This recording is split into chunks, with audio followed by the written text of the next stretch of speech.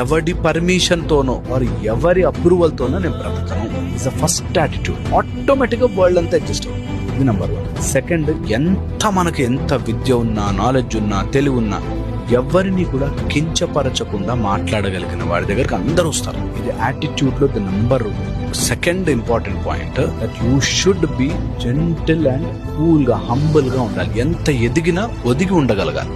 Okay, చాలా చాలా important. Third వచ్చేసి, ఎవరిదైతే నోట్లోంచి చెడు మాటలు అయితే నెగిటివిటీ చెత్త రాదో వాడి యాటిట్యూడ్ చాలా బాగుంటుంది ఆటోమేటిక్ గా.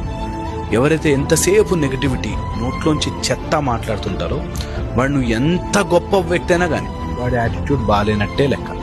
చిన్నపిల్లవాడి దగ్గర మాట్లాడుతున్నా, పెద్దవాళ్ళ దగ్గర, ముసలి వాళ్ళ దగ్గర మాట్లాడుతున్నా, ఎవరి దగ్గర ఉన్నా కంట్రోల్ యువర్ టంగ్. అన్నెసెసరీ మాటలు మాట్లాడని వాడు యాటిట్యూడ్ కరెక్ట్గా ఉంటుంది.